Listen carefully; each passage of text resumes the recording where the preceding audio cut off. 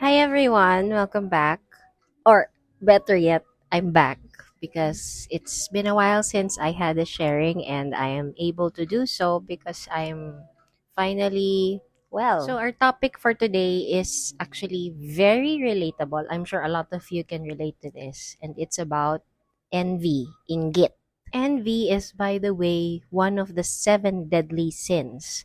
Back in grade school, we actually have an acronym for the seven deadly sins. It's called PEG's Law. It's Pride, envy, gluttony, sloth, lust, avarice, and wrath. now let's talk about envy because I keep talking about pride and humility in my previous posts. So now let's talk about envy. So why is envy a sin or considered a deadly sin? Simply because when envy springs up in the heart and is allowed to grow and thrive in it, there are horrible consequences. There are actually three stories in the Bible that talks about envy and how it ended so bad. First is Genesis 4, yes, as early as Genesis 4, chapter 4, verses 3 to 8. And it's a story about Cain and Abel. Cain was so envious of Abel's offering to God that he actually killed his own brother. You see, it's so horrible. The second story is actually found in First Samuel chapter 18, and it talks about King Saul's enviousness towards David, which actually ended up him being killed in the battle. And lastly, the third story about envy is about the Pharisees and Sadducees were so envious of Jesus that they had him killed. Yeah, I'm sure you know that. I actually have a Bible verse that talks about envy, and it's found in Proverbs 14, verse 30, and it says, "A sound heart is life to the body, but envy is rottenness to the bones." I think a lot of our envy enters us whenever we see other people do more than us, get more than us, get appreciated more than us, get recognized more than us. It's very sad because we end up comparing ourselves to that other person when in reality it shouldn't be, because the person that you should be comparing yourself with is the person in your past, like who you were before. You should be an improvement of your past self. And you know what's funny?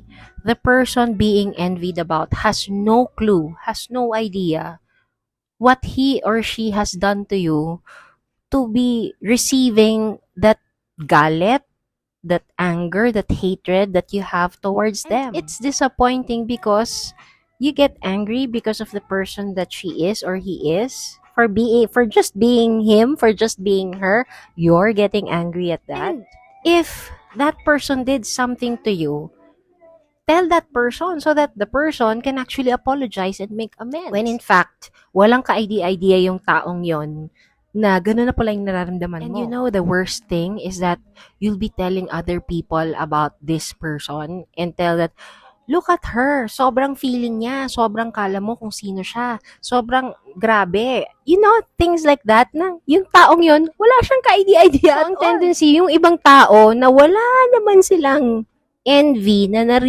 nararanasan dun sa taong yon, pati sila nadadamay. So, I'm actually talking about this because I remembered 2 months or 3 months ago, one of my nieces came up to me and told me that, Tita Jean, I can relate to a lot of what you've been sharing, yung mga Bible sharing mo, and a lot of it boils down to some people disliking me of being me. Wala naman akong ginagawa sa kanila, etc., etc. And you know, this pamangkin is actually very pretty. She's model-like, as in model talaga. She's like 5'9" or 5'8", super sexy, super talino. As in, she has everything, like beauty and brains. And actually, when she approached me about it, I was not surprised. Because I thought, at the back of my mind, natural lang yan. Kasi maganda ka, may matalino ka, tapos sexy ka pa. Siyempre, kanino pa siya magmamana? So, I told her, just continue to be nice, even to those people who are not nice. Because the tendency is, like what my sister always tell me, hurt people hurt other people. And you know what? Na-realize ko, kung halimbawang she approached me 20 years ago with my maldita old self, I would probably have told her this. Pabayaan mo sila.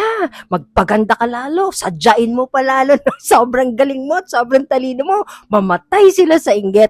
Ganon. Ganon yung aking sasabihin. Pasalamat siya na mabait na ako ngayon. Actually, meron ding nag-advise sa akin na kahit anong gawin ko, I should always keep smiling. As in, kahit walang, yung dapat hindi ako resting bitch face. My resting face should always be a smiling face. So sabi ko, paano yan?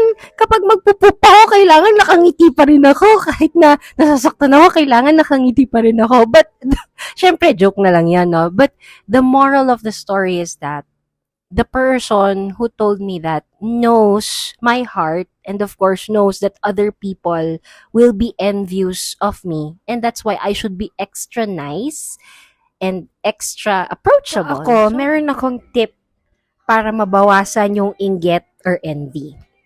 And this is what I always do. Kaya hindi talaga ako naiinggit eh. Every time somebody has something na parang wow! Actually, right now, I'm so happy for that person. And at the back of my mind, lagi kong iniisip, hala, gusto ko rin yon. Paano gawin yon? Ganon ang ginagawa ko. Hindi ko laging sinasabi na, yak, kadiri siya. She's so baduy or she's so jologs. No. In fact, I say, wow, that's so great. She did it. Paano kaya yun? Parang gusto ko rin ng ganon. So you see, it's something that should be aspirational for you. Something that should motivate you to do more. The moment that you think that you should be greater than someone, you already lost. Because in principle, you should be greater than the person you were. Diba? And that's why we should always aspire to be a better person. Because at the end of our life, it won't matter how many subscribers you have, how many followers you have, or how many likes you had in every post that you get, or how many cars you have, how big your house is, or how much money you have in the bank, or how many girlfriends you've had, how many boyfriends you've had. Meron pa bang ganon? Doesn't matter.